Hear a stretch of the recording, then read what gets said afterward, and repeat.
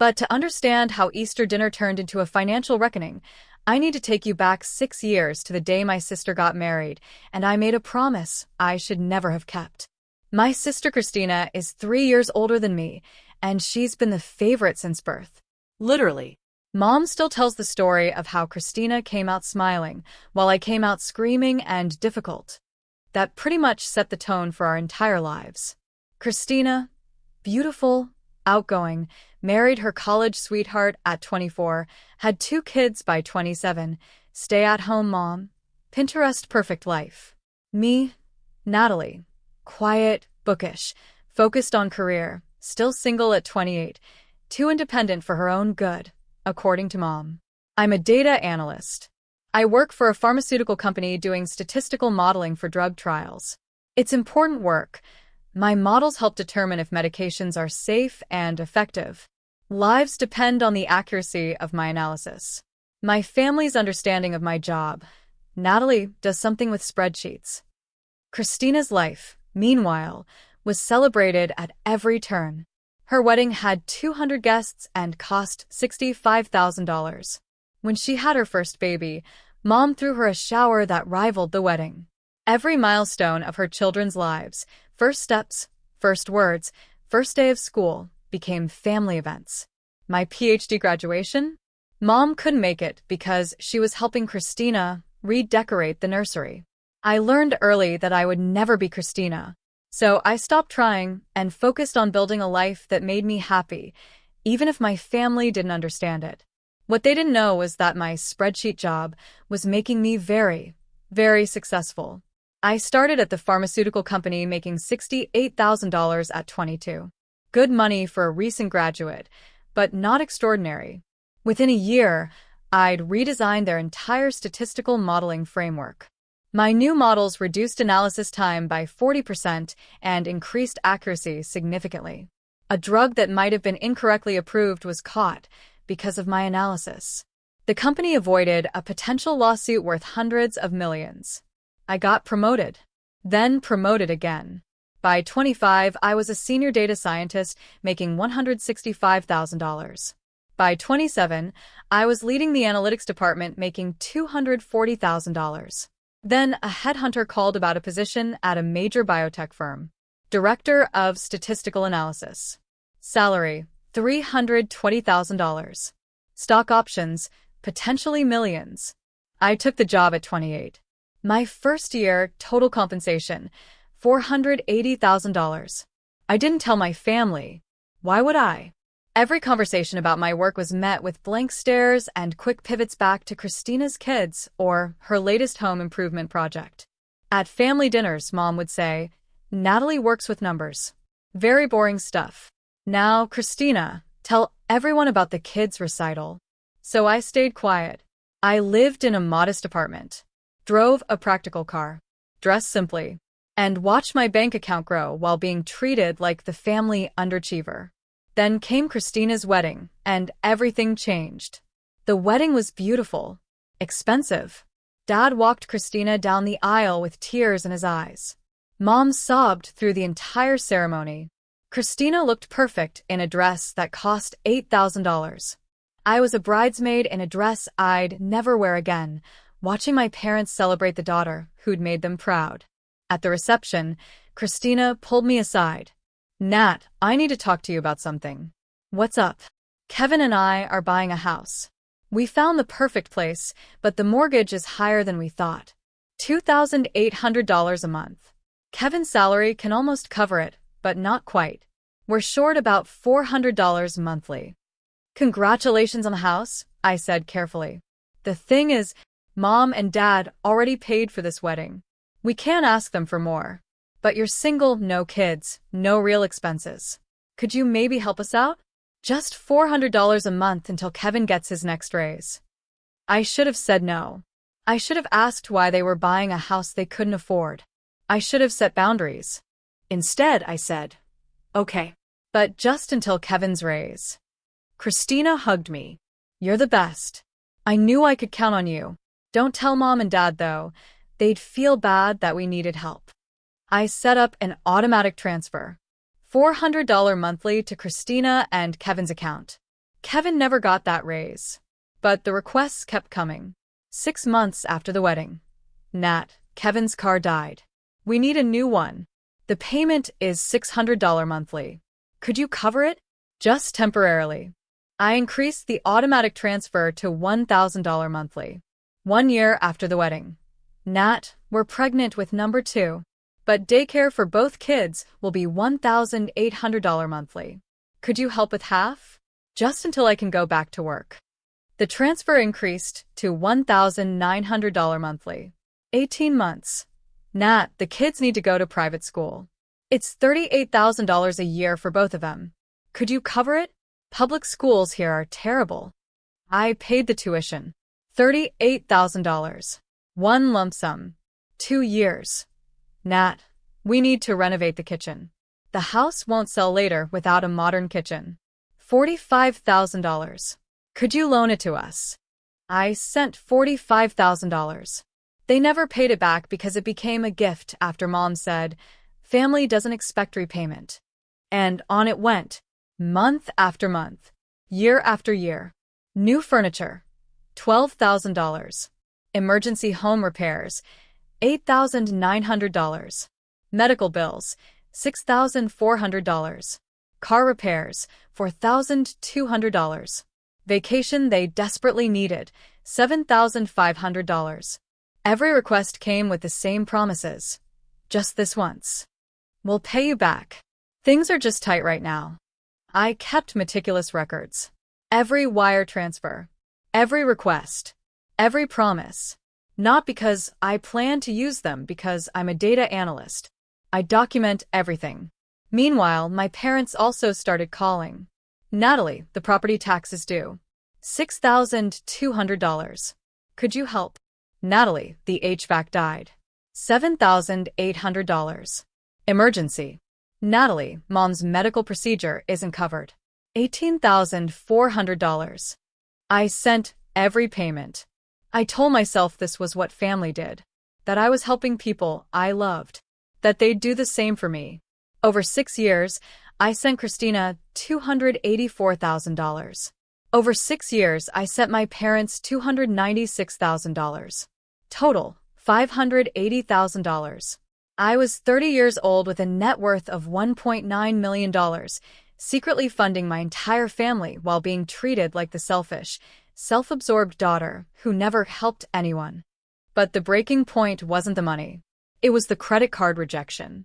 I was buying new equipment for my home office, monitors, standing desk, ergonomic chair. Work from home had become permanent, and I wanted a proper setup. My credit card was declined. Then my backup card. Then my third card. I called the credit card company from the parking lot, heart pounding. "Ms. Morrison, you're over your credit limit by $47,000. That's impossible. I pay the full balance every month automatically. I'm showing significant charges over the past 3 years. Let me pull up recent transactions. I'm seeing purchases in Virginia, where your parents live. High-end retailers, home improvement stores, luxury goods. The combined balance across 4 cards is $224,000. My hands went cold. I live in Massachusetts. I haven't been to Virginia in months except for quick visits. Then you're likely a victim of identity theft. I'm flagging this for investigation and sending you complete transaction records." The records arrived that night. I sat in my apartment, going through every charge and felt physically ill. Restoration Hardware, Richmond, $18,400, the same month my parents renovated their living room. Nordstrom, multiple locations in Virginia, $34,200 over 2 years, matching my mother's Facebook posts showing new clothes and accessories. Luxury appliance store, $16,800, the same week Christina posted about her new kitchen upgrade. Tesla down payment, $15,000. My father now drove a Tesla he said he'd saved up for. And hundreds more. Years of charges. All in Virginia. All matching my family's spending patterns and timing. Someone had been using credit cards in my name for 3 years. The pattern was unmistakable. I didn't sleep that night. The next morning, I hired a forensic accountant and a fraud investigator. Find out everything, I told them. Every card, every charge, every account. I need complete documentation. It took them 2 weeks. The results were devastating. The forensic accountant's name was Patricia Chun, and she specialized in family financial fraud. She met me at my office with a comprehensive report. Ms. Morrison, I'm going to be direct. Your family has been systematically defrauding you for at least 3 years. She opened her laptop and showed me spreadsheets. 4 credit cards were opened in your name using your social security number and personal information. The applications came from IP addresses in Richmond, Virginia, your parents' home address, and your sister's home address. Both of them. Yes. Your mother applied for 2 cards. Your sister applied for 2 cards. All were mailed to a P.O. box rented by your sister. She showed me surveillance footage from the P.O. box location. Christina, clear as day, opening the box and removing envelopes. The cards were used to make purchases totaling $224,000 over 3 years. The purchases correlate directly with your family's known activities and locations. She pulled up a timeline. Every major purchase matched with Facebook posts or text messages from my family about their new acquisitions. Your mother used the cards primarily for clothing, home goods, and small luxury items. Your father made larger purchases, the Tesla down payment, golf club membership, electronics. Your sister used them for furniture, children's items, and personal shopping. They were all stealing from me. Together. Yes. And there's something else you should know. The minimum payments on these cards? They've been made using funds that match the timing and amounts of the money you've been sending them. I've been funding my own identity theft. Essentially, yes. You send them money for mortgage and emergencies. They use that money to make minimum payments on cards they fraudulently opened in your name while spending the credit limits on themselves. Patricia pulled out another document. Here's what they owe you. $580,000 in legitimate transfers you made willingly, plus $224,000 in fraudulent charges. Total, $804,000. Can I prove it was them? Absolutely.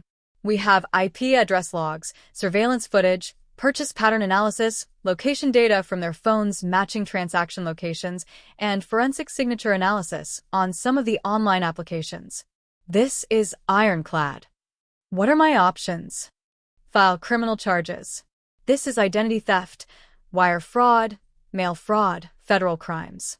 Or confront them privately and demand repayment. Or walk away and eat the loss. I looked at the evidence. Years of theft. Years of lies. Years of taking my money while calling me selfish. I want to confront them, I said quietly, publicly, at Easter dinner next week. Can you be there? Patricia raised her eyebrows. That's unconventional. My whole family will be there. Everyone who thinks I'm the selfish daughter who never helps. I want them all to see the truth at once. This could get ugly. Good. I've been paying for their pretty lies for 6 years. Time for some ugly truth. Easter at my parents' house was always a big event. Extended family, family friends, elaborate meal, egg hunt for the kids. 30 to 40 people, all celebrating together. I'd usually attend, eat quietly, listen to everyone praise Christina's mothering skills and my parents' generosity, then leave early. This year, I told my mom I'd be bringing a colleague who was alone for the holiday. She approved. You need to socialize more, Natalie. Maybe you'll finally meet someone. Patricia Chin arrived as my colleague, carrying a professional bag with her laptop and files. The house was full. Christina was radiant in a designer dress, bought with my credit I now knew. Mom was showing off new china, also my credit. Dad was wearing an expensive watch, my credit again. I wore jeans and a sweater, blended into the background, watched and waited. Dinner was served. Ham, scalloped potatoes, asparagus, fresh rolls. Everything looked perfect. Everything was a lie. Then, as dessert was being served, Christina raised her wine glass. I want to make a toast. To Mom and Dad, who've always been there for us, who've taught us the meaning of family and generosity. Everyone raised their glasses. And to my wonderful husband Kevin, who works so hard for our family. More applause. Christina looked at me. And I guess to Natalie, who? Well, who's here? Awkward laughter. I smiled politely. Mom jumped in. Natalie is just so focused on her career. We're proud, of course, but family requires sacrifice. Christina understands that. She gives so much to this family. Dad nodded. Your sister is always there when we need her. Always helping. Always thinking of others. I cut my pie into smaller pieces and said nothing. Then Mom's voice turned sharp. Natalie, I wish you'd learn from your sister. You're so selfish sometimes. Always thinking about yourself, your job, your independence. You take everything we give you and never give back. The room went quiet. I'm sorry, I said calmly. Could you clarify what I take from you? Emotional energy. Worry. We worry about you constantly. Single, alone, married to your work. That takes a toll on parents. You're the selfish one who takes everything, Mom declared. While Christina actually helps this family. I stood up slowly, walked to my bag, pulled out my laptop. Actually, Mom, I think we should look at who's been helping who. I opened my laptop and connected it to their TV. The screen mirrored. Everyone could see. What are you doing? Dad asked. Showing everyone the truth. I pulled up my banking records. 6 years of statements. Highlighted every transfer to my family. This is my bank account. These highlighted transactions are transfers to this family. I displayed the first page. Rows and rows of transfers. To Christina and Kevin, $2,800 monthly for mortgage help. Every month for 6 years. That's $201,600. Christina's face went pale. Additional transfers to Christina, $38,000 for private school tuition, $45,000 for kitchen renovation, $12,000 for furniture, $8,900 for home repairs, $7,500 for vacation, and various other amounts totaling $284,000 over 6 years. The room was dead silent. Kevin was staring at his plate. To Mom and Dad, $6,200 for property taxes, $7,800 for HVAC, $18,400 for medical procedures, $12,000 for their car, and monthly transfers for various emergencies totaling $296,000 over 6 years. I turned to face my mother. Total amount I've transferred to this family, $580,000. So when you say I take everything and give nothing back, I'd like to know what you think I've been taking. Mom's mouth was opening and closing like a fish. Dad found his voice. You never told us you were sending that much. You never asked. Every time I sent money, you said it was a loan or temporary help. Then you forgot about it and asked for more. Over and over for 6 years. Christina was crying. Natalie, I didn't realize. You didn't realize you'd been taking $284,000 from me? How do you not realize that? Then Patricia Chen stood up. Excuse me, everyone. My name is Patricia Chen. I'm a forensic accountant. And I'm afraid there's more. She pulled out her own laptop and connected it to the TV. While Natalie was sending her family $580,000 in legitimate support, her family was also stealing from her. She displayed the credit card fraud evidence. 4 credit cards were fraudulently opened in Natalie's name. Total charges, $224,000. The applications were submitted from this house and from Christina's house. She showed the IP address logs. The cards were collected from a P.O. box rented by Christina Morrison Parker. Surveillance footage appeared on the screen. Christina at the post office. Time stamped. Undeniable. The purchases were made by Margaret Morrison, Robert Morrison, and Christina Morrison Parker over a 3-year period. Transaction logs appeared, matched with Facebook posts and location data. New China service, Margaret? Purchased with Natalie's credit. Tesla, Robert? Down payment made with Natalie's credit. Living room furniture, Christina? Natalie's credit. Patricia pulled up the final page. Total fraudulent charges, $224,000. Combined with the legitimate support, Natalie's family has taken $804,000 from her while calling her selfish. The whole room fell silent. My uncle stood up and walked out. My aunt followed. Family friends were gathering their things, making excuses, escaping the awkwardness. I looked at my parents, at my sister, at the people who'd stolen from me while telling everyone I was the selfish one. Now, I said quietly, would anyone like to explain how I'm the one who takes everything? After the exodus of guests, only core family remained. Mom, Dad, Christina, Kevin, Patricia, and me. Mom found her voice first. How could you humiliate us like this? In front of everyone. How could I humiliate you? Mom, you stole from me. For 3 years. While I was sending you money every month. While calling me selfish. We were going to pay it back. With what money? You were making minimum payments using the money I sent you. I was literally funding my own identity theft. Dad tried a different approach. Natalie, we're family. We can work this out privately. Patricia, what would it take for you to forget this report? Patricia's expression didn't change. Mr. Morrison, I'm a forensic accountant, not a criminal. This is evidence of federal crimes. Identity theft. White fraud. Mail fraud. The question isn't what I'll do. It's what your daughter will do. Everyone looked at me. Christina was sobbing. Please, Nat, think of my kids. If you press charges, what happens to them? Did you think of them when you were stealing from me? When you were teaching them that it's okay to take from family and call them selfish for not giving more? I didn't mean. We never thought you'd find out. That's the problem, Christina. You never thought. You just took and took and took and convinced yourselves I was the selfish one because I wasn't married with kids like you. Because I focused on my career instead of your definition of family. Kevin spoke for the first time. What do you want? Money? We can set up a payment plan. I want the truth, I said. I want everyone who was at this dinner to know what really happened. I want Mom to call every person who heard her call me selfish and tell them she stole $224,000 from me while I was sending her $296,000 in support. That's cruel, Mom whispered. Cruel is calling your daughter selfish while robbing her. Cruel is taking $804,000 from someone and then telling them they never give back. I'm just asking for honesty.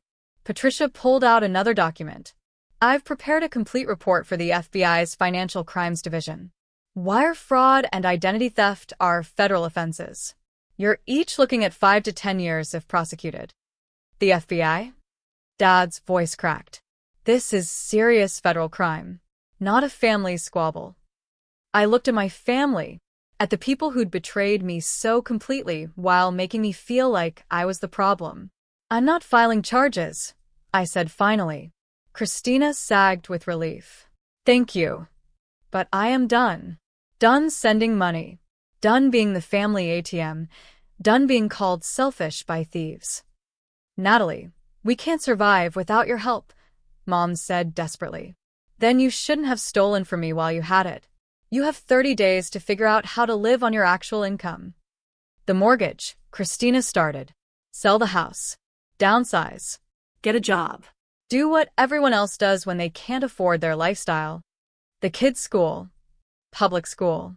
Like most kids attend. You're really going to abandon your family? Dad asked. No, Dad. I'm going to stop funding people who call me selfish while stealing from me. There's a difference. I picked up my laptop. Patricia gathered her materials. Patricia will handle all documentation for credit repair and fraud reporting. If you want to avoid federal charges, you'll work with her to set up payment plans for the $224,000 in fraud. The $580,000 I gave willingly? Consider that the cost of learning who you really are. Please. Mom reached for me. We're your family. Family doesn't steal from each other. Family doesn't call you selfish while taking everything. Family doesn't destroy your credit while you're saving their house. I walked to the door. Paused. I hope the china was worth it, Mom.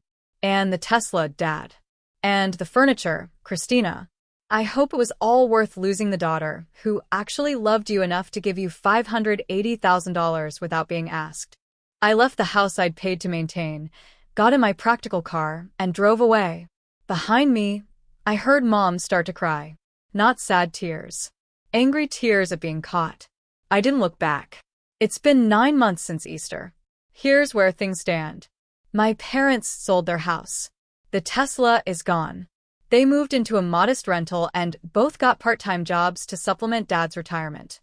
They're living on about $3,800 monthly and struggling.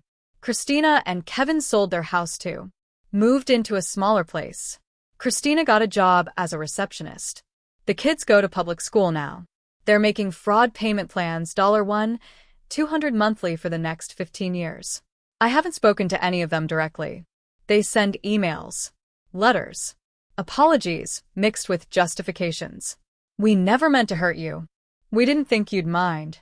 You had so much. I don't respond. But last week I got a package. Inside was a check for $1,200, the first fraud payment, and a letter from Christina.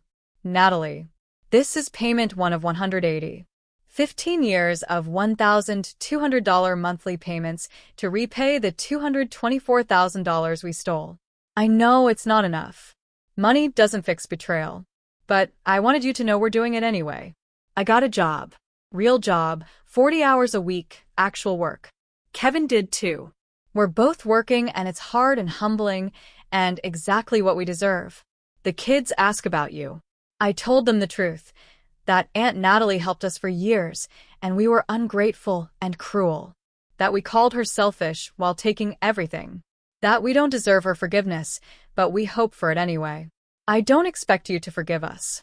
I just wanted you to know. I see what you did for us now. Every month for 6 years. Every emergency. Every request. You never hesitated. You never made us feel small. You just helped. And we repaid you by stealing from you and calling you selfish. I'm sorry doesn't begin to cover it. But I'm sorry anyway. Your sister, if you'll still claim me. Christina, I deposited the check. Added it to a spreadsheet tracking their payments. Because I'm a data analyst, documentation is what I do. But I also did something else. I wrote back. Christina, thank you for the payment and the honesty. I'm not ready to forgive. I'm not ready to have a relationship. I'm not ready to be Aunt Natalie again. But I appreciate you telling the kids the truth. They deserve to know that actions have consequences and that calling someone selfish while taking from them is wrong. Keep making the payments. Keep being honest. Maybe in a few years we can talk. But not today. Natalie. I sent it and felt lighter. Not healed. Not whole. But lighter. I'm 31 now. My career is thriving. I was promoted to VP of Analytics. I'm making $540,000 annually. My net worth is back to $2.4 million. I've rebuilt everything they tried to take. I'm dating someone, a professor at MIT, who thinks my family drama is fascinating from a psychological perspective, but supports my boundaries completely. We're taking it slow. It's nice. My parents and Christina are rebuilding their lives. Slowly. Humbly. Without my money for the first time in 6 years.